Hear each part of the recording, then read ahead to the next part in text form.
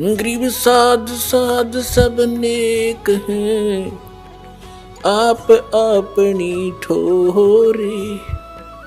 जो सतलोक ले जाएंगे वो साधु कोई और।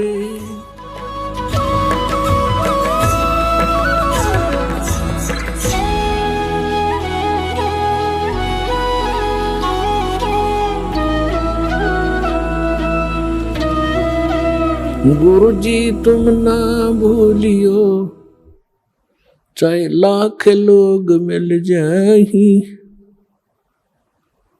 हम जैसे तुमको बहुत हैं, तुमसे हमको नहीं। परम पिता परमात्मा पूर्ण ब्रह्म सर्वसृष्टि रचनहार कबीर देव कबीर साहेब कबीर परमेश्वर जी की असीम रजा से आप सभी पुण्यात्माएं परमात्मा की महिमा श्रवण करने के लिए उपस्थित हुए। जिस प्राणी के युगों युगों के शुभ संस्कार वितरित हो जाते हैं उनको मानव शरीर प्राप्त होता है। उससे भी शुभ संस्कारी वो हंस आत्माएं हैं जिनको सतगुरु मिलते हैं, सत्संग श्रवण करने का अवसर प्राप्त होता है।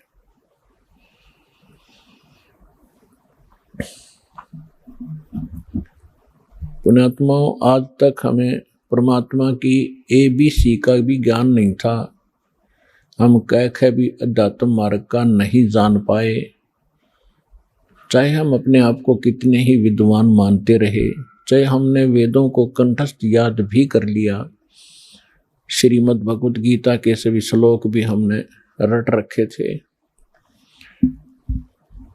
क्योंकि इसके विषय में परमेश्वर स्वयं आकर ही बताते हैं, गुरु बिन काहू न पाया ज्ञाना, जो थो था उस छड़े मूड किसाना। गुरु बिन वेद पढ़े जो प्राणी, समझ न सारे रहे अज्ञानी।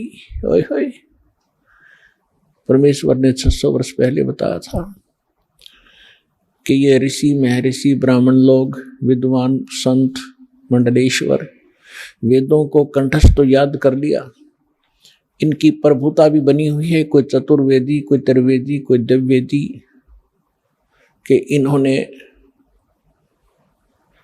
चारों वेदों को कंठस्थ याद कर रखा है। किसी ने 3 वेदों को, वो त्रिवेदी कहलाता है। किसी ने 2 वेदों को कंठस्थ याद कर रखा था, वो दिव्यवेदी कहलाते थे।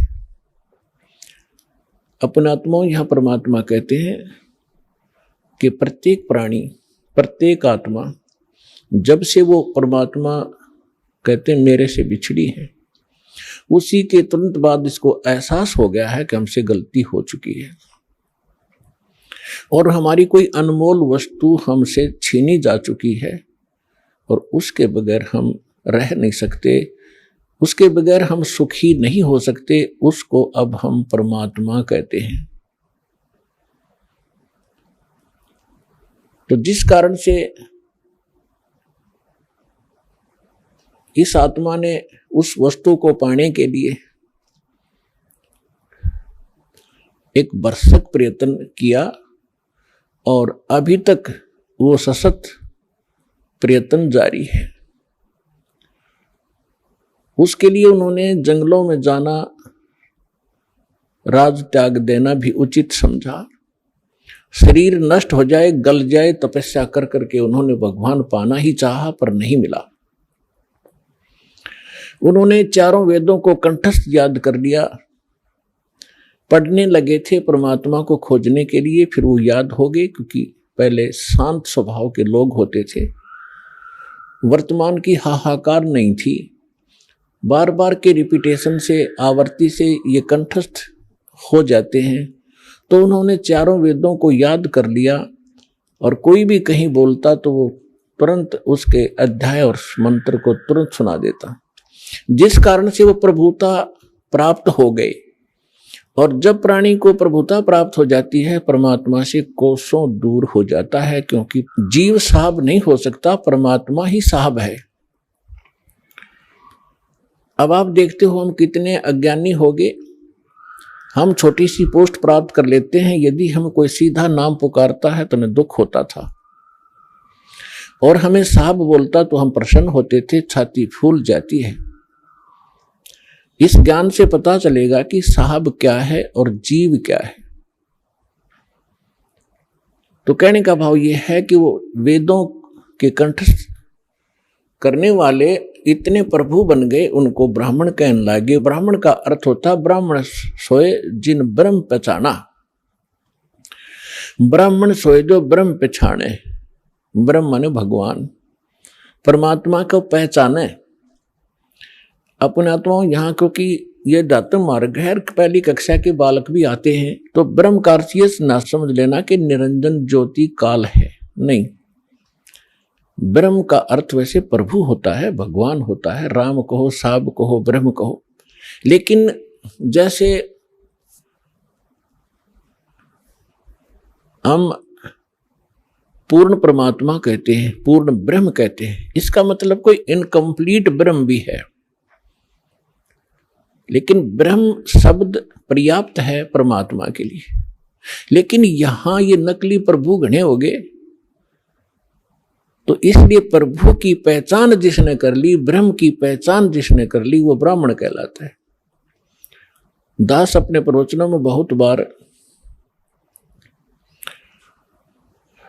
पंडितों ब्राह्मणों के विषय में उनकी मूर्खता अज्ञानता सुनाता है, तो उसमें ये ना समझें कि दास एक ब्राह्मण वर्ण को कह रहा है। ब्राह्मण वर्ण अलग वस्तु है। जैसे एक वैद्य था और वो बहुत अच्छा वैद्य था, नाड़ी पकड़कर तुरंत बता देता था अमुक रोग है, औषधि भी उसके पास कारगर थी, सुप्रसिद्ध हुआ। उसकी एक दो पीढ़ी उसके द्वारा बताई औषधि और उस विधि से वो उपचार करते रहे, वो भी वैद्य कहलाए। लेकिन आगे चल के वो लाखों की संख्या बन गई उनके वंशजों की, और वो वैद्य नहीं है, फिर भी उनका सरनेम वैद्य बन गया। अब कोई कुछ कार्य करता है, कोई कुछ कार्य करता है, वो भी अपने पीछे लगाता है रमेश वैद्य, और काम क्या है उसका, परचून की दुकान। जानता नहीं पेट के दर्द की दवाई औषधि, और लिखता है रमेश वैद्य, तो वो वैद्य नहीं है। और यदि कहीं किसी वैद्य की मूर्खता बताई जाती है कि रोग ये और दवाई ये दे रहा है, ये खाक वैद्य है, तो उस वैद्य को दुख नहीं होता जो परचून की दुकान किए हुए। इसी प्रकार ब्राह्मण की विषय में जानना। मेरे पूज्य गुरुदेव जी ब्राह्मण वर्ण में जन्मे थे, लेकिन वो अपने आप को ब्राह्मण नहीं कहते थे, पंडित नहीं कहते थे। पंडित ब्राह्मण की दूसरा पर्यायवाची पंडित भी कहलाता है। पंडित का भी यही अर्थ होता है। वो ब्राह्मण नहीं कहलाते थे जो हमने अपने परंपरागत समझ लिया है। हम किसको ब्राह्मण मानते हैं? जो श्राद्ध निकलवाता हो, पत्रे बाँच कर सुना दे, तेरा भी आपत्ति आनी है, ये ऐसे कर दे, ऐसे वैसे कर दे, ये ब्राह्मण कहलाते हैं। लेकिन यदि हम पंडित की परिभाषा समझना चाहें तो हमारे पूज्य गुरुदेव जी ब्राह्मण होते हुए अपने आप को ब्राह्मण नहीं कहते थे, वो संत कहलाते थे कि हमने पंडिताई कभी की नहीं, हम ब्राह्मण नहीं हैं। और मेरे दादा गुरु जी छावला गांव दिल्ली के अंदर, दिल्ली स्टेट में एक छावला गांव है नजफगढ़ के पास, वहां के वो जाट थे। और बचपन से ही वे हमारे जो चौथे दादा गुरुजी थे उनके संपर्क में आ गए। उन्होंने उसको काशी विद्यापीठ में पढ़ाया, अपने पास ही रखा, तो वो 4 विषय के आचार्य बन गए उस विद्या को पढ़कर।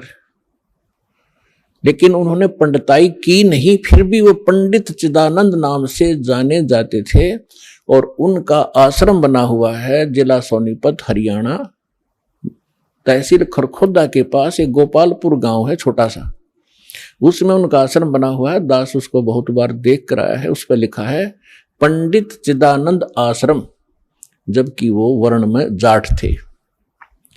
तो हमने सबसे पहले ये देखना है कि इन चीजों का हमने इनसे ऊपर उठना है, जातिवाद से।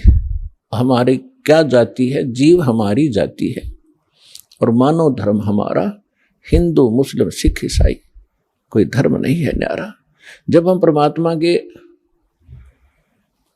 इस अध्यात्म ज्ञान से परिचित होंगे फिर हमने कोई भी दूसरा सा नहीं दिखेगा, ना कोई मुसलमान दिखाई देगा, ना कोई ईसाई दिखेगा, ना हमें कोई हिंदू दिखेगा, ना कोई सिख दिखाई देगा। हम एक पिता की संतान हैं, हम परमात्मा के लिए ही विभाजित हुए हैं, परमात्मा के लिए अब हम एक होंगे क्योंकि हमें ज्ञान हो जाएगा। हम रूढ़िवादी नहीं रह सकते क्योंकि परमात्मा ने शिक्षा इसीलिए आपको दी है।